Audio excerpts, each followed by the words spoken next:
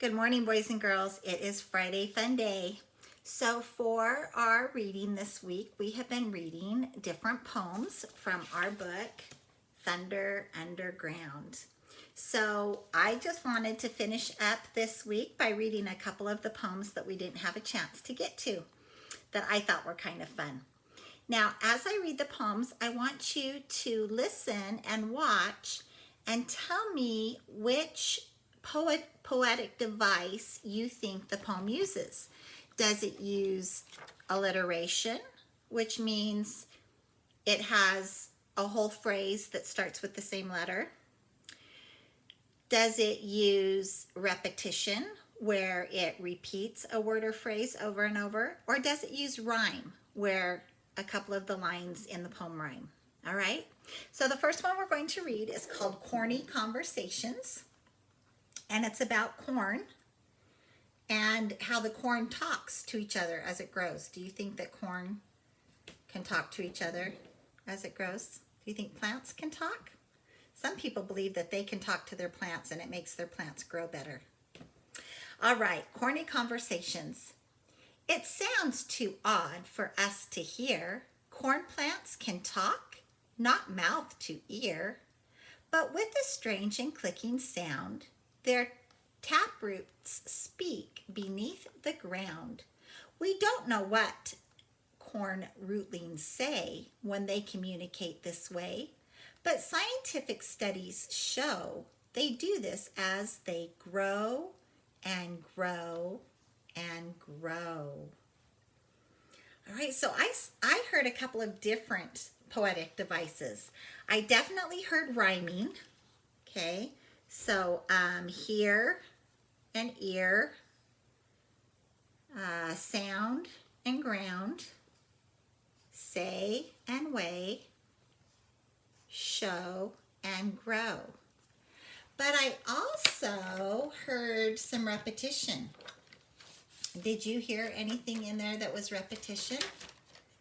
Look at that very last line that says, they do this as they grow and grow and grow. Yeah, so that poem had rhyme and it also had repetition. Let's do another one. All right, this one is called Oh, to Be an Ant. And I thought it would be fun to read since our directed drawing yesterday was of an ant. And look at that ant hill under the ground. Those ants are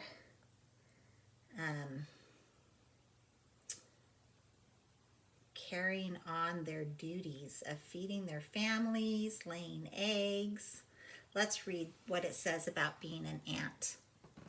Oh, to be an ant, neat, quiet, indifferent to anything but constant work. Hurrying, scurrying, bearing, line after line, their labors unceasing from hill to hill, always quiet, never still. Their mega city, cambered, chambered, tied by endless highways, byways, made by workers hauling dirt 4 times their weight, not architected by one will, but thousands working, never still. Okay, I heard a couple of different poetic devices in that one too. There definitely was a couple of rhyming words. Okay, we had hill and still. We had will and still. Did you hear some alliteration? It wasn't that the words began with the same sound, but listen to these. Hurrying. Oh, let's see, we need pink for this one. Hurrying, scurrying, bearing. Do those kind of sound like they would be alliteration? Because they kind of sound the same. And then there was another one that said,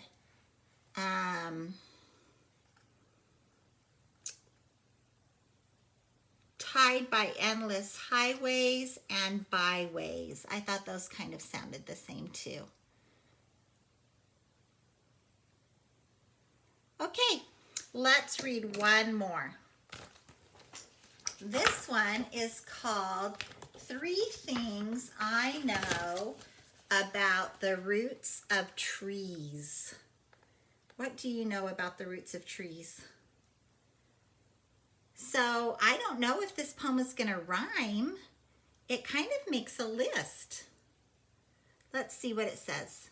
Number 1, roots are the tree's pantry. Do you know what a pantry is? A pantry is like a cupboard or a closet where you keep your food. So it says that the roots are the tree's pantry. That's where the tree keeps its food. Roots are the tree's pantry, its storage bin.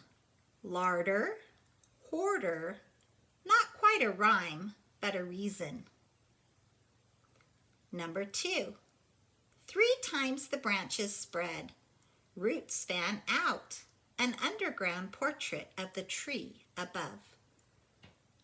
Number 3, like Attila and his hordes, roots destroy the concrete culture, crushing the modern with their relentless barbaric blows.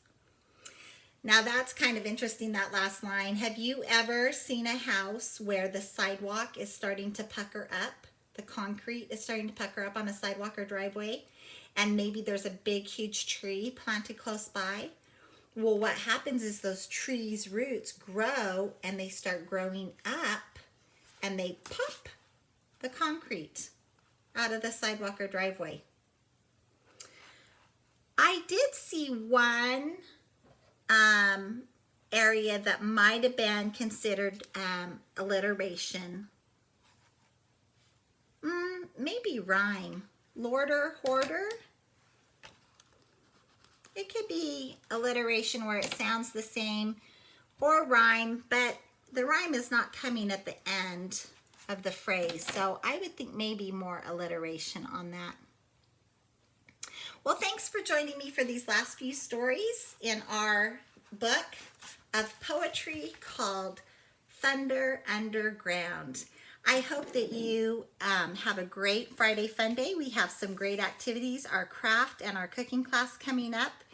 And we also have a little grammar lesson that we're going to do on poetic devices, alliteration, repetition, and rhyme. So join me soon. Bye.